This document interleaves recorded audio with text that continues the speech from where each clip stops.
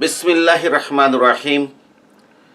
অর্থনীতি প্রথম বর্ষ এবং মাস্টার্স প্রিলিমিনারি শিক্ষার্থীবৃন্দ, আজকে আমি তোমাদের অর্থনীতি প্রথম বর্ষ সম্মানে জাতীয় বিশ্ববিদ্যালয় 2008 সালে মৌলিক গণিতের উপর যে প্রশ্ন এসেছে তার সমাধান দিচ্ছি এবং আজকে হচ্ছে এটা 4 নাম্বার ক্লাস। অর্থাৎ আমরা যে মৌলিক গণিতের যে সমাধান এর আগে 3টি ক্লাস দিয়েছি আমি। এর আগে দিয়েছি কয়টা ক্লাস? 3টি ক্লাস। এটা হচ্ছে আজকে 4 নাম্বার ক্লাস। এখনো পর্যন্ত আমি কোথায় আছি? যে খ বিভাগে আছি। ঠিক আছে, আজকে সমাধান দেব 6 নাম্বার প্রশ্নের সমাধান দেব, 8 নাম্বার প্রশ্নের সমাধান দেব। তাহলে খ বিভাগের 9টা প্রশ্নের ভিতরে 8টা প্রশ্নের সমাধান হয়ে যাবে। নেক্সট ক্লাসে 2 নাম্বার, তারপর গ বিভাগে চলে যাব। আজকে 6 নাম্বার যে প্রশ্ন 2018 সালে জাতীয় বিশ্ববিদ্যালয়ে মৌলিক গণিতে এসেছিল সেটা হচ্ছে একটি সরল রেখার সমীকরণ নির্ণয় করো যা 4-5 বিন্দু দিয়ে যায় এবং উভয় অক্ষের কর্তৃত্বাংশের সমষ্টি 18। উভয় পক্ষের কর্তৃত্বাংশের সমষ্টি কত? 18। সোজা কথা বলি, আমাকে বলেছে একটি সরলরেখার সমীকরণ কি করব? বের করব। ভালো কথা, আমি একটা সরলরেখার কি করব? সমীকরণ বের করব এবং এই সরলরেখার সমীকরণ যেটা বের করব সেটা 4 আর 5 বিন্দু দিয়ে যাবে। আর এটা যে উভয় অক্ষের মানে কি, ভূমি অক্ষ লম্ব অক্ষের যে ছেদক আছে যেটাকে কর্তৃত্বাংশ বলেছে, মানে ছেদক, এই দুইটার সমষ্টি কত হবে? 18 হবে। আচ্ছা, এটা কোন অধ্যায়ের? এটা হচ্ছে জ্যামিতি যে অধ্যায়, সেই অধ্যায়ের। তো তোমরা একটা বিষয় লক্ষ্য রাখবে, আমার যে মৌলিক গণিতের প্লে লিস্টে যে ক্লাসটা আছে প্রথম বর্ষের যে মৌলিক গণিত জ্যামিতি অধ্যায় আমি ধারাবাহিকভাবে ক্লাস করে দিয়েছি। আবার জ্যামিতি অধ্যায় নামে আলাদা প্লে লিস্টে কি আছে? ক্লাস দেয়া আছে। আমি একটা দৃষ্টি আকর্ষণ করছি, সেটা হচ্ছে যে এখানে যে আমি সমাধান দিচ্ছি ভালো, কিন্তু তোমরা ফলো করবে কোনটা? আমি জ্যামিতিক অধ্যায়ে যে আলোচনা করেছি সেটা, কারণ সেখানে আমি ধারাবাহিকভাবে কি করেছি? আলোচনা করেছি। আর ধারাবাহিকভাবে যে আলোচনা করেছি, সিস্টেম শিখিয়ে দিয়েছি, এক্ষেত্রে যে কোনো প্রশ্নের আনসার আমরা কি করতে পারবো? দিতে পারবো।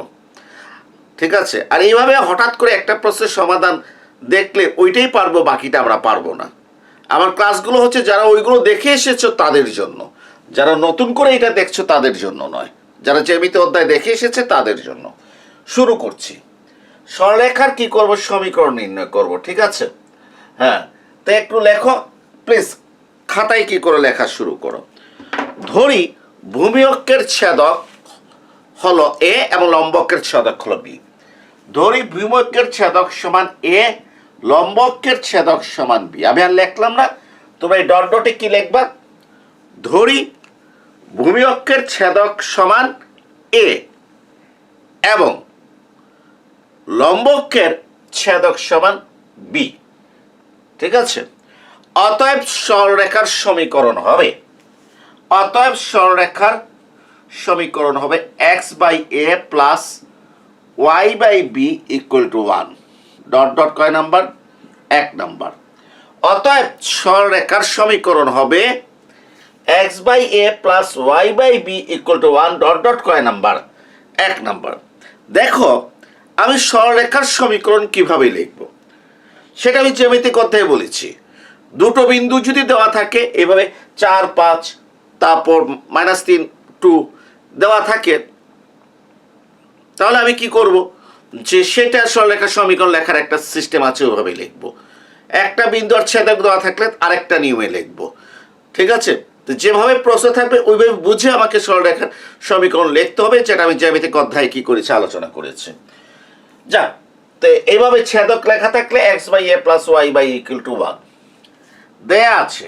তারপর আমি কি লিখেছি? দেখো, আমি লিখেছি দেয়া আছে এ প্লাস বি সমান 18, এ প্লাস বি। কেন? যে উভয় অক্ষের কর্তৃতাংশের সমষ্টি 18। সো ভূমি অক্ষের ছেদক মানে কর্তৃতাংশ এ, লম্ব অক্ষের ছেদক অথবা কর্তৃতাংশ হচ্ছে কি বি, এই দুইটার যোগফল কত হয়েছে? 18 হয়েছে। সুতরাং এ সমান কত?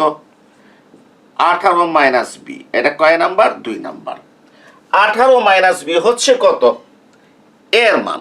ক্লিয়ার? জি। এখন তুমি লেখো 1 নঙে এর মান বসিয়ে, যে 1 নঙে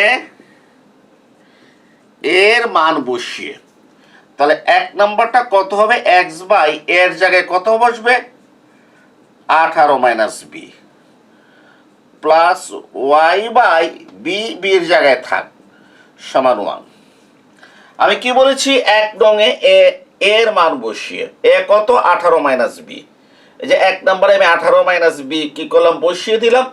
যেহেতু এখানে বি লিখে ফেলেছি, এই বিটা রেখে দিলাম। ঠিক আছে? যে তারপর লেখো,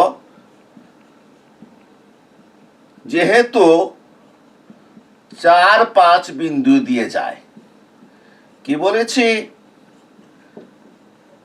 যেহেতু কত বিন্দু দিয়ে যায়?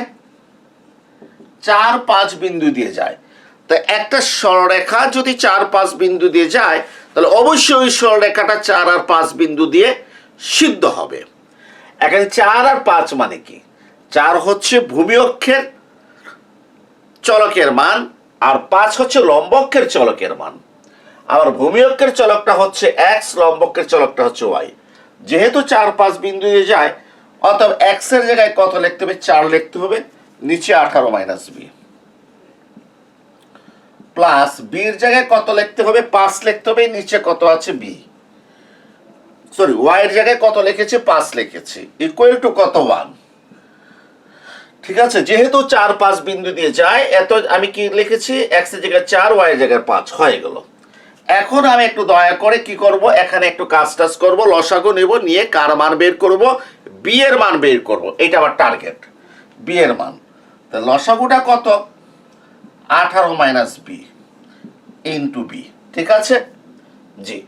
তাই 4 এর সাথে কার গুণ হবে? বি এর গুণ হবে, 4b হয়েছে।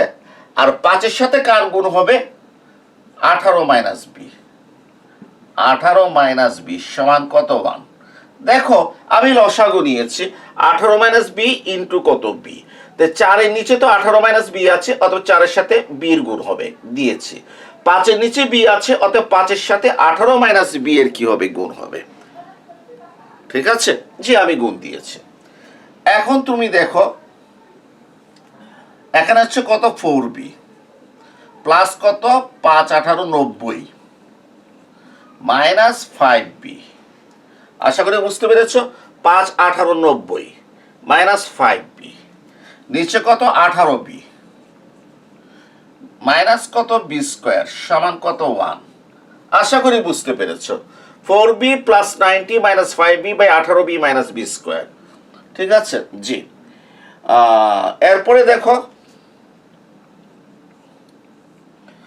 4b প্লাস 5b, আচ্ছা আগে 90 লিখি, plus 90, 4b minus 5b minus B, কারণ এখানে 4টা বি, এখানে 5টা বি, আগে মাইনাস আছে, সো মাইনাস বি, নিচে কত? 18b মাইনাস বি স্কোয়ার সমান কত? 1। ঠিক আছে? জি। এরপরে তোমরা দেখো যে আমি এখানে একটু লিখছি, এইটা গুণ দিলে কত হচ্ছে? আর গুণন দিলে 18b মাইনাস কত? B square. 18b minus b square, ওইদিকে কত থাকছে? 90 মাইনাস বি, 90 মাইনাস কত? বি। ঠিক আছে? জি। একটু দেখো, আমাদের জায়গা কম, যে এই 18b মাইনাস বি স্কোয়ার সাথে 1 এর গুণ হয়েছে, তাহলে 18b আর 1 গুণ দিলে 18b মাইনাস বি স্কোয়ার, 1 গুণ দিলে মাইনাস বি স্কোয়ার, 1 এর নিচে একটা 1 আছে, 1 এর সাথে 90b মাইনাস বি গুণ দিলে যা আছে তাই। সবাইকে বাম দিকে নিয়ে আসলাম, মাইনাস বি স্কোয়ারটা আগে লিখলাম, প্লাস 18bটা লিখলাম, ঠিক আছে, এরপরে দেখো এই মাইনাস বিটা বাম দিকে চলে আসলে প্লাস বি, এরপরে প্লাস 90টা বামে আসলে মাইনাস 90 ইকুয়াল টু 0। দেখো আমার লেখা হয়েছে কি না। মাইনাস বি স্কোয়ার লিখলাম, প্লাস 18বি লিখলাম, মাইনাস বিটা বামে আসলে প্লাস বি, আর 90টা সমান চিহ্নের বামে আসলে মাইনাস 90। এরপরে দেখো মাইনাস বি স্কোয়ার, 18বি আর বি কত, 19বি, মাইনাস কত 90 ইকুয়াল টু 0। আশা করি বুঝতে পেরেছ। 18বি বি 19বি মাইনাস 90 0, और বি স্কোয়ার মাইনাস 19বি প্লাস 90 ইকুয়াল টু 0। মাইনাস 1 দ্বারা উভয় পক্ষে গুণ করে লিখে দিবা, উভয় পক্ষে মাইনাস 1 দ্বারা গুণ করে, উভয় পক্ষে মাইনাস 1 দ্বারা গুণ করে। কেন? লক্ষ্য করো যে এখানে কি আছে, বি স্কোয়ার আগে মাইনাস আছে, এটা মিডিল টার্মের অঙ্ক। সমাধানের সুবিধার জন্য এটাকে প্লাস করার জন্য উভয় পক্ষে মাইনাস 1 দ্বারা গুণ করেছি। সো প্লাস হয়ে গেছে, মাইনাস 1 দ্বারা গুণ করলে প্লাসটা মাইনাস হবে, মাইনাসটা প্লাস হয়ে যাবে। এরপরে দেখো যে এইটাকে আমি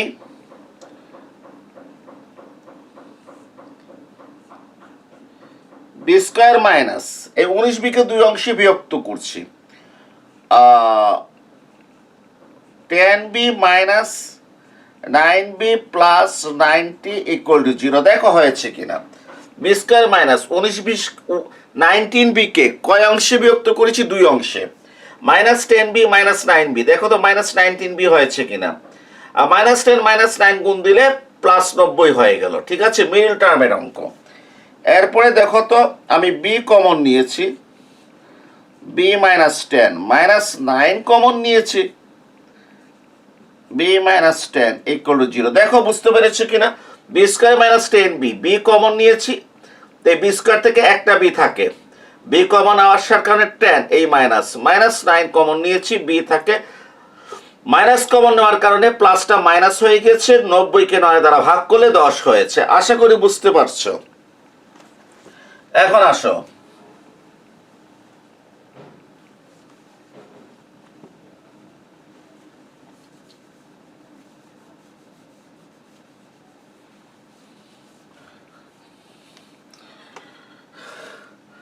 কমন কত, বি মাইনাস 10, বি মাইনাস 10 তারপর বি মাইনাস 9,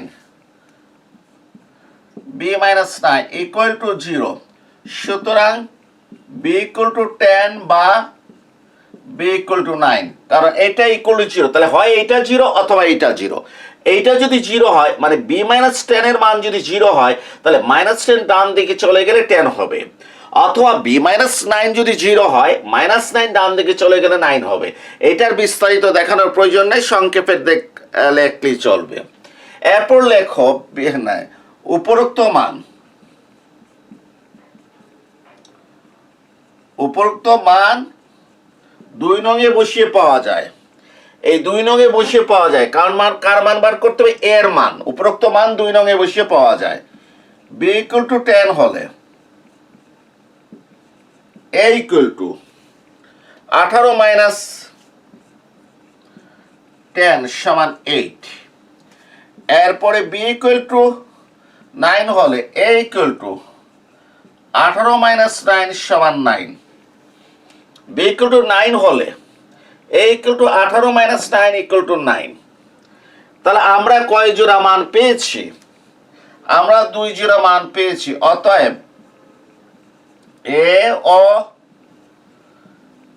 বি এর মান হলো, এ ও বি এর কি মান হলো, একটা হচ্ছে এ ইকুয়াল টু কত 8, বি ইকুয়াল টু 10, এই হচ্ছে এক জোড়া মান। আর একটা হচ্ছে এ ইকুয়াল টু কত 9, বি ইকুয়াল টু 9। তাহলে অতএব এ ও বি এর মান হলো কয় জোড়া, একটা হচ্ছে A equal to 8, B equal to 10, আর একটা হচ্ছে A equal to 9, B equal to 9। হয়েছে? হ্যাঁ। এখন উপরোক্ত মানসমূহ 1 নং সমীকরণে বসিয়ে পাওয়া যায়। এই যে চলে আসছি, উপরোক্ত মানসমূহ কোথায়, 1 নং সমীকরণে বসিয়ে কি পাওয়া যায়। লিখেছো? খাতায় কি লিখবা? উপরোক্ত মানসমূহ 1 নং সমীকরণে বসিয়ে পাওয়া যায়। ঠিক আছে, হ্যাঁ লেখো 1 নং সমীকরণে x প্রথমে এর জায়গায় 8, b এর জায়গায় 10,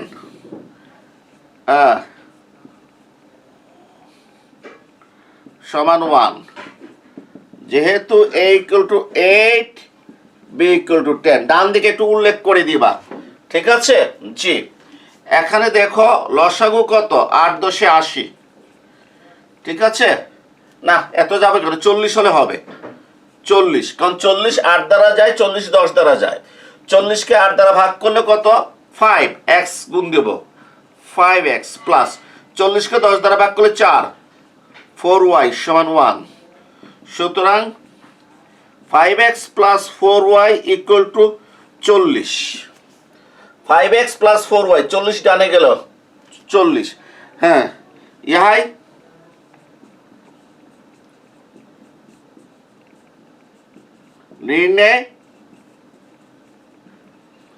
নির্ণয় সমীকরণ। ইহাই নির্ণয় কি? সমীকরণ। কথা কি বুঝতে পেরেছো? ইহাই নির্ণয় সমীকরণ। ওকে, জি। লেখো আবার কেন? একবার তো তুমি a equal to 8 R b equal to 10 বসিয়েছো, আবার কি করবা? x বাই এর জায়গায় 9, b এর জায়গায় 9 বসাবা। x by 9, y by 9 equal to কত? 1। যেহেতু a equal to 9, b equal to 9, বুঝতে পেরেছো? হ্যাঁ, লসাগু 9 কত হয়ে গেল? x plus y। 9 9 লসাগু 9, অত x plus y equal to কত? 1। সুতরাং x প্লাস y, 9 আর 1 গুণ দিলে 9। ইহাই নির্ণয় কি? সমীকরণ। অতএব লাস্ট লাইন, অতএব এখানে প্রাপ্ত সমীকরণ হলো, অতএব এখানে প্রাপ্ত সমীকরণ হলো 5x প্লাস 4y সমান 40, x plus y equal to 9। Answer. অর্থাৎ এখানে আমরা দুটো সমীকরণ পেয়েছি। আমরা কয়টা সমীকরণ পেয়েছি? দুটো সমীকরণ পেয়েছি। তাহলে প্রিয় শিক্ষার্থীরা, 2018 সালে জাতীয় বিশ্ববিদ্যালয়ে অর্থনীতি সম্মান প্রথম বর্ষে খ বিভাগে যে 6 নাম্বার প্রশ্ন এসেছে, এটার আমরা সমাধান করলাম এবং এখানে আমরা দুটো সমীকরণ কি করেছি? পেয়েছি। এখন আসো আমি 8 নাম্বার প্রশ্নের আনসার দেব। 8 নাম্বার প্রশ্নের কি করব? আনসার দেব, এবং এইটা হচ্ছে অন্তর্কলন করো। এবং আমি একটা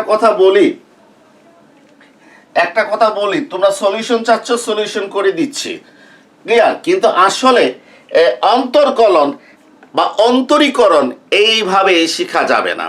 আমি অন্তর্কলনের জন্য অধ্যায় ভিত্তিক আলাদা ক্লাস করে দিয়েছি, এটা প্লে লিস্টে আছে। প্লে লিস্টে দেখলে তোমরা আমার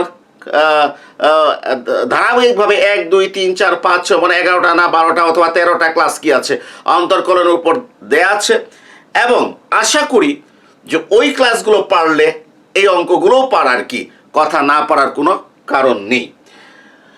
তাই এখন যে প্লে লিস্টে কীভাবে যাব সেটাও তো একটা প্রশ্ন। প্লে লিস্টে হচ্ছে, তোমরা এই দেখো, আমার চ্যানেলের নাম হচ্ছে economics centre by Akmal Hossain Maliha. এটা লিখে গুগলে সার্চ দিবা।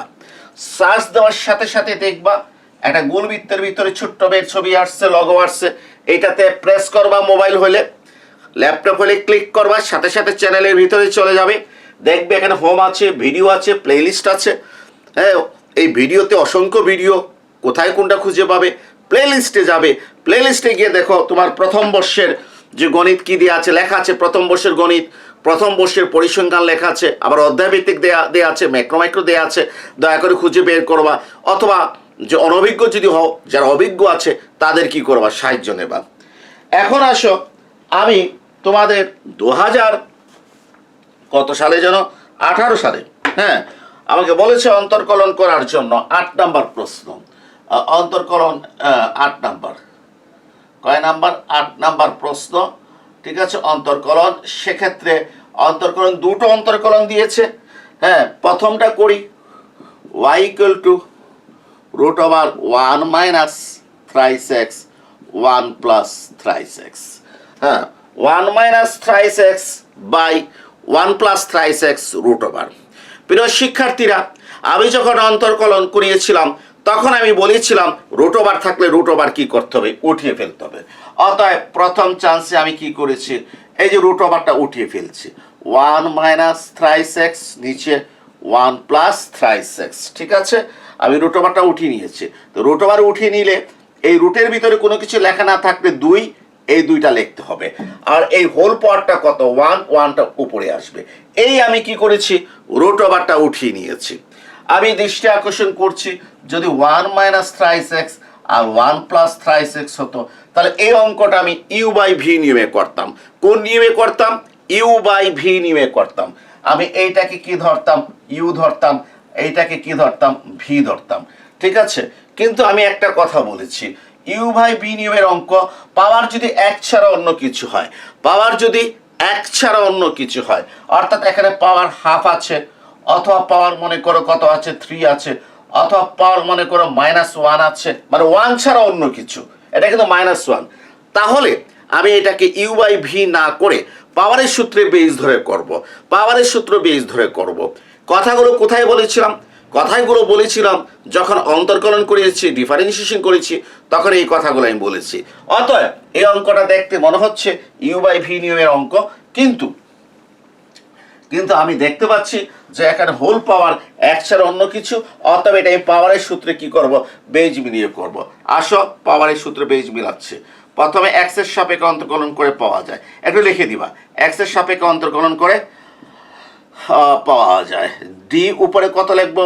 1 মাইনাস থ্রাইস এক্স, নিচে কত? 1 প্লাস থ্রাইস এক্স, ঠিক আছে। পাওয়ার কত? হাফ, নিচে এক্স। এই যে আমি এক্স এর সাপেক্ষে কি করলাম? অন্তর্কলন করলাম। হ্যাঁ, এখন আসো, তোমাদেরকে আমি বারবারই বলেছি অন্তর্কলনের সূত্র D X to the power N by কত? D X N into X to the power N minus 1। অর্থাৎ যদি এটা সূত্র থাকে তাহলে চোখ মুছে ফলাফল লিখে ফেলবে। কত লিখবে? পাওয়ার আগে লিখবে, এক্স লিখবে, এন মাইনাস 1। তবে এক্ষেত্রে শর্ত আছে। সেটা কি? এই এক্স এর সাথে বেজ এক্স এর মিল থাকতে হবে, ঠিক আছে। পাওয়ার কি হতে হবে? স্থির সংখ্যা হতে হবে। দেখো, আবার পাওয়ার স্থির সংখ্যা আছে, কোনো অসুবিধা নাই। এক্স এর সাথে বেজ এক্স এর মিল থাকতে হবে। এখানে 1 মাইনাস থ্রাইস এক্স, এখানে 1 প্লাস থ্রাইস এক্স, এখানে এক্স, মিল নাই, মিল নাই। মানে এখানে যা থাকবে এখানে তাই। এখানে যদি 1 প্লাস এক্স থাকে, এখানে 1 প্লাস এক্স থাকতে হবে, বুঝছো? এই যে এই জন্য দেখলাম এক্স এক্স সেম সেম থাকতে হবে।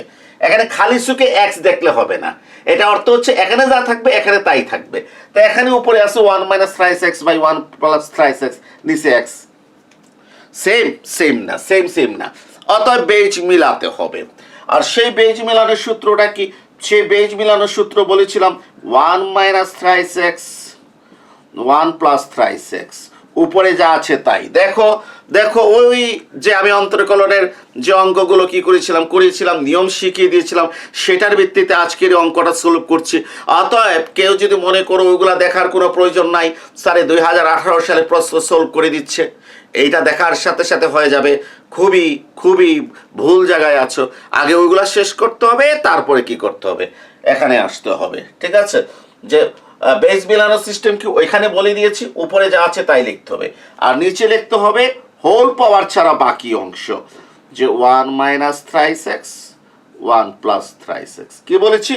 উপরে যা আছে তাই লিখতে হবে, উপরে যা আছে তাই লিখতে হবে। নিচে কি লিখবা? এই হোল পাওয়ার ছাড়া বাকি অংশ, ডি লিখে এইটা লিখেছি।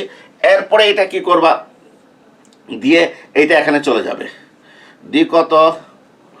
1 minus thrice x 1 plus thrice x, নিচে ডিএক্স। এই তো আমার বেজ মিলানো হয়ে গেল, বেজ মিলানো হয়ে গেল। যদি স্যার এখানে একটা ব্র্যাকেট দিতে চান কোনো আপত্তি নাই, ব্র্যাকেট দিতে চান কোনো আপত্তি নাই, ঠিক আছে। বেজ মিলানো হয়ে গেল। হ্যাঁ জি, এই আমাদের বেজ মিলানো হয়ে গেল। লক্ষ্য করো, এইটা ক্যান্সেল, তাহলে এইটা থেকে গেল কিনা? এই লাইন আর এই লাইন সেম, যে এই দেখো এইটা আর এইটা ক্যান্সেল, তাহলে এইটা উপরে থাকলো, ডিএক্সটা নিচে থাকলো, তাহলে এই লাইন যে কথা এই লাইন একই কথা, বেজ মিলানো হয়ে গেল। এখন দেখো তো এই এক্স এর সাথে এক্স এর বেজ মিল আছে, এই দেখো এইটার সাথে এইটার বেজ মিল আছে। আর এইটা চলে যাবে কোন নিয়মে? ইউ বাই ভি নিয়মে। ওই যে একটু আগে বলেছিলাম যদি হোল পাওয়ারটা যদি কত হয় 1 হয় তাহলে এটা ইউ বাই ভি নিয়মে করবো। এটা পারি নাই পাওয়ার হাফ থাকার কারণে, হ্যাঁ মানে এক ছাড়া অন্য কিছু থাকার কারণে পারি নাই। ক্লিয়ার? এইটাকে আমি এখন ইউ বাই ভি নিয়মে আমি করতে পারবো। ঠিক আছে, এখন একটু দৃষ্টি আকর্ষণ করছি, যারা একটু এক্সপার্ট হয়ে গিয়েছো তারা এই লাইন লেখার পর এই লাইনের পর তো এই লাইন, এরপর এক্সের সাপেক্ষে অন্তর্কলন করে পাওয়া যায়, এই লাইন না লিখে সরাসরি এই লাইন লিখতে পারো। বুঝতে পেরেছো? যারা একটু এক্সপার্ট হয়ে গেছো তারা এই লাইন না লেখে সরাসরি কোন লাইন, এই লাইন, কারণ এই লাইন তো আমি জানি যে এটার সাথে বেজের মিলাই, বেজ মিলাতে হবে, একসাথে বেজ মিলিয়ে কি করতে পারি, লিখে ফেলতে পারি। আচ্ছা এখন দেখো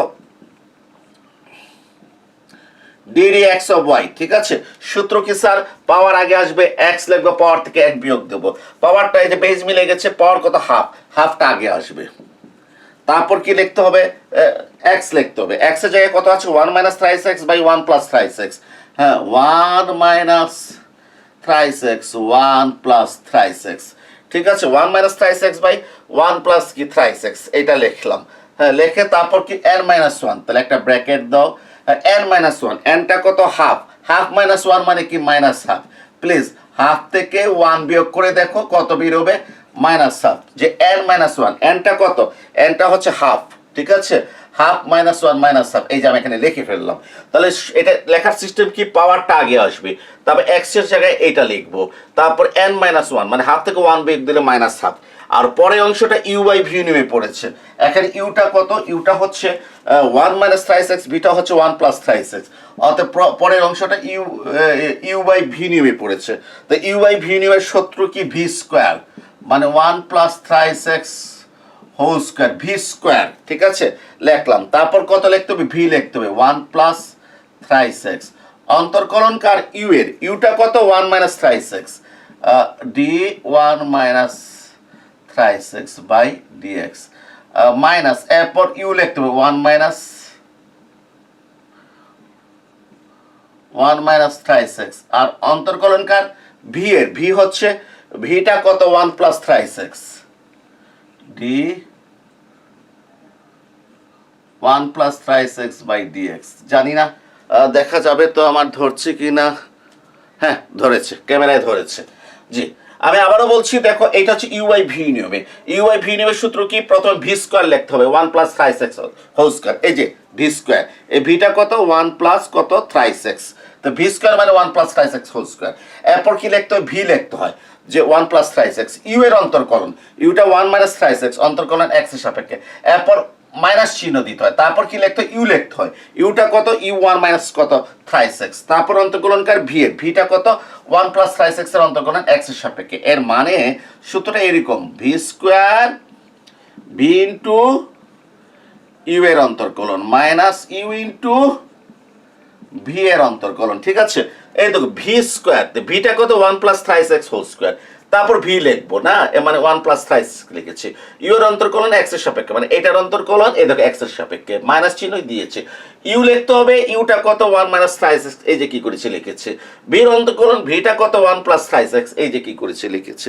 আসলে যে আমি যে অধ্যায়গুলো করে এসেছি সেগুলো যদি মনে থাকে তাহলে তোমাদের এটা পারার কথা, একেবারে সহজ অঙ্ক, এবং এই ধরনের অঙ্ক খুবই ইম্পর্টেন্ট।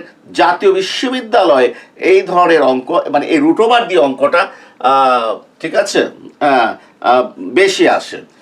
এখন আসো হাফ, এখানে অন্তর্কলন শেষ, 1 মাইনাস থ্রাইস এক্স, তারপর 1 প্লাস থ্রাইস এক্স, এরপরে মাইনাস কত? হাফ ইন্টু, আর এখানে কত লিখবো? 1 plus thrice x whole square, এখানে 1 plus thrice x whole square, এখানে 1 plus thrice x, 1 plus thrice x. আচ্ছা এখন আসো, এখানে আমি অন্তর্কলন করব, এটা হোল পর 1, বেজ মেলানোর প্রয়োজন নাই, বলবা স্যার 1 মাইনাস থ্রাইস এক্স আর বেজ এক্স মিল নাই, আমি কি বলেছি? হোল পর 1 হলে বেজ মেলানোর কোনো প্রয়োজন নাই, কোথায়? অন্তর্কলনের ক্লাসে বলেছি।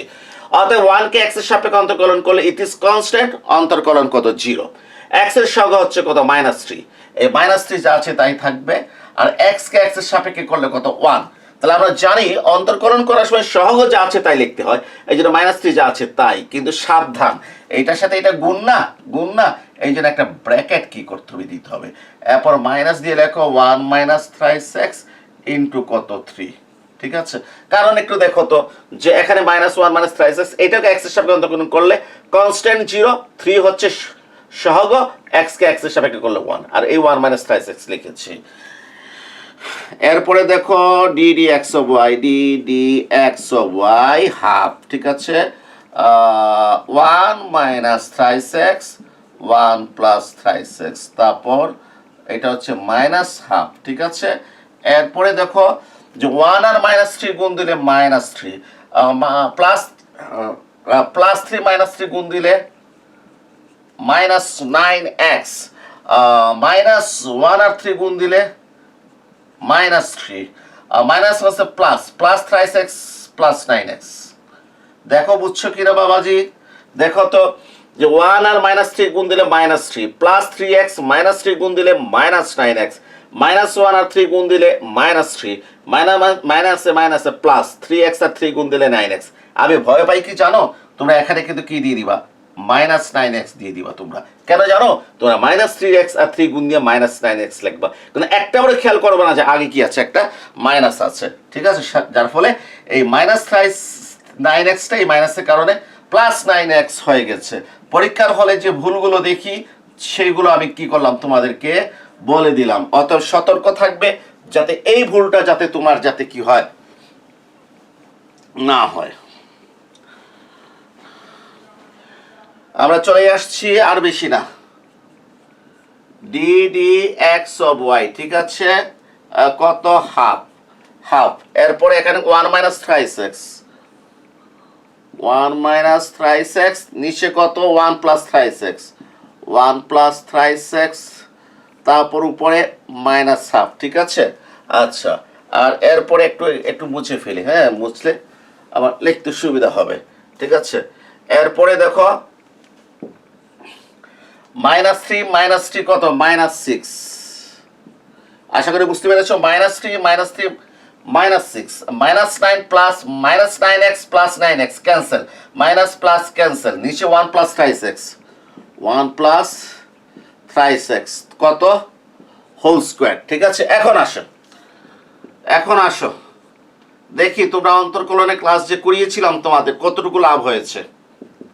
হ্যাঁ, ddx of y আমি ডাইরেক্ট লিখে ফেলছি, -3 1 + thrice x 3/2, 1 - thrice x -half. আমি ডাইরেক্ট আনসার কি করলাম, দিয়ে দিলাম, শেষ, আনসার কমপ্লিট।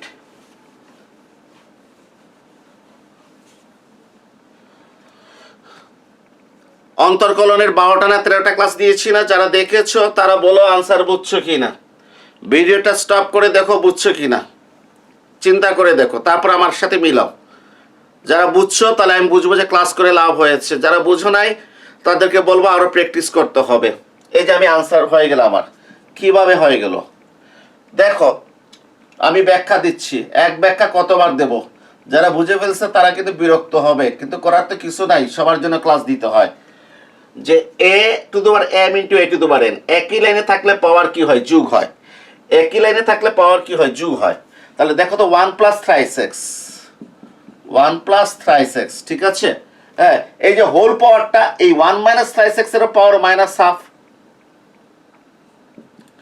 আর 1 + thrice x এর পাওয়ার কত, -হাফ। তাহলে 1 + thrice x এর পাওয়ারটা কত, -হাফ। এখানে 1 + thrice x square, 1 + thrice x whole square, দুইটা কি সেম না, তে দুইটা কি সেম, তাহলে এটার পাওয়ার -হাফ আর এটার পাওয়ার 2 যোগ হবে, তাহলে লসাগু কত, 2 না, এই -1 যা আছে তাই, তারপর 2 দুগুণা কত, 4 সমান কত, 3/2, ক্লিয়ার? তাহলে এই দুইটা পাওয়ার যোগ হলে 1 + thrice x এর পাওয়ারটা কত, 3/2, আর এখানে 1 - thrice x আছে না, 1 - thrice x, এটা পাওয়ার কত, -হাফ, আর এই যে মাইনাসটা আগে নিয়ে আসলাম, 6কে 2 দ্বারা ভাগ করলে 3, 6কে 2 দ্বারা ভাগ করলে 3। চোখ কান একটু খোলা রাখতে হবে, অনেক সময় দেখি না আমরা চোখে। আরে বাবা, এই যে 6 আর 2, এটা লবে এটা হরে কাটাকাটি গিয়ে এটা হয়েছে, এই তো আনসার হয়ে গেল। ঠিক আছে জি। আরেকজন একটু এক্সপার্ট, হ্যাঁ, সে কি করলো, এটার আনসার এইভাবেই দিচ্ছে, দেখো।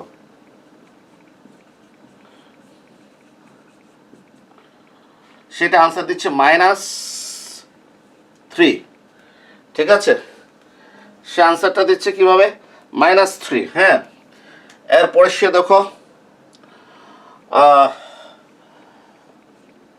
1 - 3x পাওয়ার হাফ, 1 + 3x পাওয়ার কত, 3/2 আনসার। ঠিক আছে, তারটাও ঠিক আছে, তারটাও কি ঠিক আছে। কেন ঠিক আছে জানো, এই যে -3 লিখেছে, 3টা কোথায়, লবে না, 3 এখানে লেখা মানে কি, এই 3টা লবে আছে, সে লবে লিখেছে। এটার পাওয়ার কি মাইনাস। আমরা জানি যে পাওয়ার যদি মাইনাস হয়, সেটা হর থেকে যদি লবে নিয়ে যাই প্লাস হয়ে যাবে, অথবা লব থেকে হরে নিয়ে গেলে প্লাস হয়ে যাবে। যেমন ধরো 1/(x⁻²), এটাকে লবে নিয়ে গেলে এই -2টা +2 হয়ে যাবে। অথবা মনে করো এটা x⁻²² আছে, তাহলে এটাকে এই যে 1 লিখে ফেললাম, সহগ 1 লিখে ফেললাম, এটাকে হরে নিয়ে গেলে কি হয়ে যাবে, x² হয়ে যাবে। তাহলে এইটাও নিচে নিয়ে আসার কারণে পাওয়ারটা হাফ হয়ে গেল। এটা তো যা আছে তাই লিখেছি, তাহলে এটা যে আনসার, এটা একই আনসার। ঠিক আছে, এখন আসো একেবারে এক্সপার্ট, যে ফাইনাল এক্সপার্ট, একেবারে যে এক্সপার্ট, সে আনসার লিখলো, সে আনসার লিখলো, একেবারে যে এক্সপার্ট, সে আনসার লিখলো কত, আরে বাবা এখানে মাইনাস না, সে আনসার লিখলো, এই দেখো উপরে -3 লিখেছে নাকি, এরপর সে লিখেছে √1 - 3x। দেখো তো, এই যে এটাকে √এর ভিতরে নিলে স্কোয়ার রুট, কোনো কিছু না লিখলে এই দুইটা এখানে বুঝাবে, 1 - 3x। আবারও দেখো এইটাও তো স্কোয়ার রুট, ঠিক আছে, √, কত লিখবো, 1 + 3x, 1 + 3x, একটা ব্র্যাকেট দাও, এটা পাওয়ার কত হবে, 3 হবে, এটা পাওয়ার কত হবে, 3 হবে আনসার। ঠিক আছে, এই দুইয়ের কারণে কি হয়েছে, √, আর 1 + 3x এর পাওয়ারটা কত, 3। তাহলে কি হয়ে গেল, 1 + 3x হোল কিউব √, হয়ে গেল জি। তো দেখো আমরা এই প্রশ্নেরও কি করলাম, আনসার দিলাম। এটা এসেছে জাতীয় বিশ্ববিদ্যালয় 2018 সালে খ বিভাগে 8 নাম্বার প্রশ্ন। ঠিক আছে, হ্যাঁ, আচ্ছা, এখানে কিন্তু আমার আরেকটা প্রশ্ন এসেছে, অন্তর্কলন করো, সেটা হচ্ছে √(xy = 1), √(xy = 1), সেটার আনসার কি করে দিয়ে দিই। তাহলে আমার খ বিভাগে 9টা প্রশ্নের ভিতরে 8টা প্রশ্ন শেষ। ঠিক আছে জি। √(xy = 1), ওকে, √(xy = 1), এটাকে অব্যক্ত অপেক্ষক বলে, অব্যক্ত অপেক্ষক, ইমপ্লিসিট ফাংশন, হ্যাঁ মনে হয়, হ্যাঁ অব্যক্ত অপেক্ষক।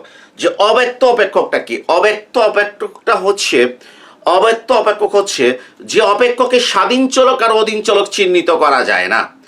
যে অপেক্ষকে স্বাধীন চলক এবং অধীন চলক চিহ্নিত করা যায় না, সেটা হচ্ছে কি, অব্যক্ত অপেক্ষক। আর যে অপেক্ষকে স্বাধীন চলক এবং অধীন চলক চিহ্নিত করা যায়, সেটা হচ্ছে ব্যক্ত অপেক্ষক। আমরা জানি সাধারণত সমান চিহ্নের বাম দিকে অধীন চলক থাকে এবং সমান চিহ্নের ডান দিকে স্বাধীন চলক থাকে। তাহলে এখানে কিন্তু দুটো চলকই সমান চিহ্নের বাম দিকে, অতএব কে স্বাধীন চলক কে অধীন চলক সেটা আমরা জানি না, এটাকে বলে অব্যক্ত অপেক্ষক। দেখ, এটা অন্তর্কলন করব আমি উভয় পক্ষে বর্গ নিয়ে, কি লিখলাম, উভয় পক্ষে কি নিয়ে, বর্গ নিয়ে। ঠিক আছে, তাহলে xy = কত, 1, xy = 1, হ্যাঁ, এটা +-1 হতে পারে, কোনো অসুবিধা নেই, কথা বুঝতে পারছো। তা আমি শুধু 1ই লিখলাম, হ্যাঁ, +1টাই কি লিখলাম। ঠিক আছে, উভয় পক্ষে বর্গ নিয়ে xy = 1। এখন লেখো যে x কে পরিবর্তনশীল ধরে, x কে বা x কে স্বাধীন চলক ধরে, এই কথা লিখলে ভালো হয়। x কে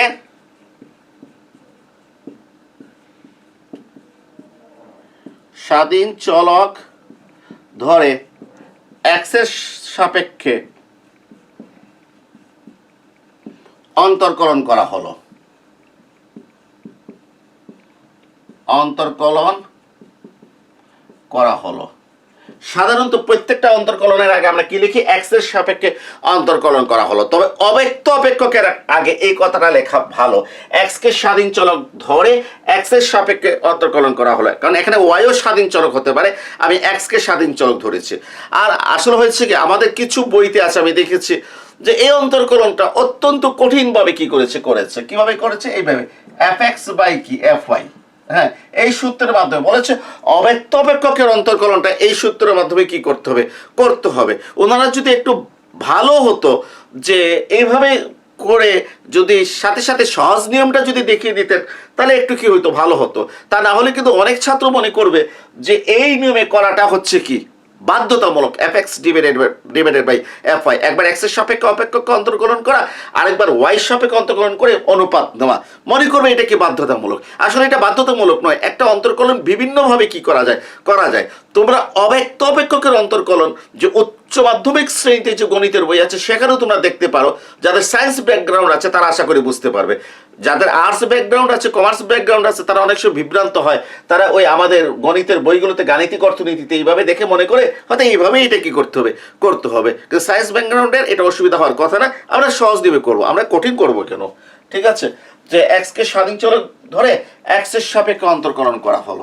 তাহলে দেখো তো, dxy by dx equal to d1 by dx, ঠিক আছে জি। তা এখন আসো, তা এইটা কোন নিয়মে পড়েছে? ইউভি নিয়মে পড়েছে, কারণ এখানে দুটো চলক, যে এক্স যদি স্বাধীন চলক হয়, ওয়াইটা হচ্ছে অধীন চলক, তাহলে এটা হচ্ছে ইউভি নিয়মে। প্লিজ যদি এরকম যদি হতো z equal to x y, তখন কিন্তু এক্স ওয়াই দুইটাই স্বাধীন চলক আর জেড হচ্ছে অধীন চলক, ঠিক আছে। যদি এইভাবে যদি হতো z equal to x y, তাহলে কিন্তু এখানে যে জেড হচ্ছে অধীন চলক আর এক্স ওয়াই দুইটাই স্বাধীন চলক, তখন কিন্তু আমি এক্স এর সাপেক্ষে অন্তর্কলন করলে অপর স্বাধীন চলক ওয়াই কনস্ট্যান্ট, আর ওয়াই এর সাপেক্ষে অন্তর্কলন করলে অপর স্বাধীন চলক এক্স কি হয়ে যাবে, কনস্ট্যান্ট হয়ে যাবে। সেটা আমি বলেছি, কিন্তু এখানে কিন্তু এই নিয়মটা না, কেননা এখানে এক্স স্বাধীন চলক ওয়াই অধীন চলক, অর্থাৎ দুইটাই কি চলক, এবং সেক্ষেত্রে কোনো চলক স্থির ধরার কোনো প্রয়োজন নাই।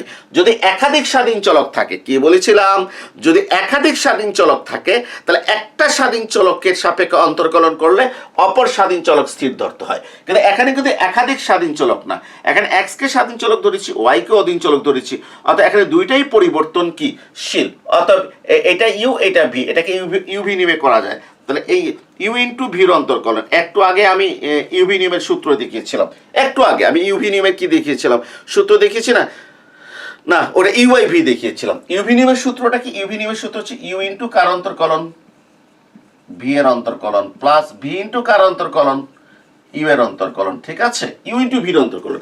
এখানে ইউ হচ্ছে এক্স আর এই যে ইউভি এর অন্তর্কলন, ইউটা হচ্ছে কে এক্স আর ভিটা হচ্ছে কে ওয়াই। তাহলে প্রথমে ইউ লিখবো, মানে এক্স লিখেছি, অন্তর্কলন কার ভি এর মানে ওয়াই এর, ডিওয়াই বাই কার সাপেক্ষে এক্স এর সাপেক্ষে ডিএক্স, এরপর কোন চিহ্ন, প্লাস চিহ্ন, কি লিখবো, ভি লিখবো, ভিটাকে ওয়াই, অন্তর্কলন কার, অন্তর্কলন হচ্ছে ইউ এর, ইউটা হচ্ছে এক্স, তাহলে এক্স এর অন্তর্কলন ডিএক্স বাই ডিএক্স। দেখো এক্স এর অন্তর্কলন, অথবা এক্স এর বামে ডি থাকবে, এক্স এর অন্তর্কলন বামে ডি থাকবে, কার সাপেক্ষে, এক্স এর সাপেক্ষে ডিএক্স। আচ্ছা, এখন দেখো তো, এটা তো কনস্ট্যান্টের অন্তর্কলন কত তোমরা জানো, কনস্ট্যান্টের অন্তর্কলন হচ্ছে একটা শূন্য, কনস্ট্যান্টের অন্তর্কলন হচ্ছে কি একটা শূন্য, তা আমি শূন্য লিখে ফেললাম জি। এখন আসো, এখন আমি এক কাজ করি, আমার তো কাজ প্রায় শেষ, হ্যাঁ দেখো x into d d x of y, d x of y, এটা হচ্ছে অরিজিনাল উচ্চারণ। আর আমরা যখন বলি ডিওয়াই বাই ডিএক্স, হ্যাঁ এটা সঠিক উচ্চারণ না, কিন্তু বাঙালি উচ্চারণ আমরা করি, আমরা সচরাচর করি, কিন্তু ভাইভাতে বলবা না, ভাইভাতে কি বলবা, ডিডি এক্স অফ ওয়াই, হ্যাঁ x into d d x of y plus y into one, d x x one না লিখলেও কি চলে, ঠিক আছে, এক্স কে এক্স এর সাথে করলে ওয়ান না লিখলেও কি চলে, ইকুয়াল টু কত, জিরো। এরপরে তুমি এক কাজ করো, ওয়াইটা ডান দিকে চলে যাবে, তাহলে x into d d x of y equal to minus y. কেন মাইনাস ওয়াই? কারণ প্লাস ওয়াইটা ডানে গেলে কত হবে, মাইনাস ওয়াই, সুতরাং d d x of y equal to minus y by x, answer. ঠিক আছে, আমাকে অন্তর্কলন করতে বলেছে, তাহলে আমি কি করেছি, ডিডি এক্স ওয়াই এর মানটা বের করেছি, আমি এক্স কে ডান দিকে পাঠিয়ে দিয়েছি। আমরা জানি গুণের আকারে থাকলে ডান দিকে গেলে লব কোথায় চলে যাবে, হরে, অসংখ্যবার বলেছি লব হরে চলে যাবে। তাহলে এখানে মাইনাস আছে, ওয়াই থাকবে, এক্স হরে চলে যাবে, আনসার কত, মাইনাস ওয়াই বাই এক্স। দেখো আগের অঙ্কটা কিন্তু আমাকে যথেষ্ট পরিশ্রম করে করতে হয়েছে, আর এই অঙ্কটা দেখো একেবারেই কিন্তু সহজ। যে দেখেছি রুট ওভার বর্গ দিয়ে কি করলাম, উঠিয়ে ফেললাম। হ্যাঁ, বর্গ দিয়ে রুট ওভারটা কি করলাম, উঠিয়ে ফেললাম। এটা এক্স ওয়াই, এটা কি ওয়ান, ঠিক আছে। এখানে যে প্লাস মাইনাস ওয়ানও যদি লিখতাম, প্লাস মাইনাস ওয়ান, ওই যে বর্গ নিলে, সরি বর্গমূল নিলে প্লাস মাইনাস ওয়ান লেখার কথা দরকার নেই, ঠিক আছে।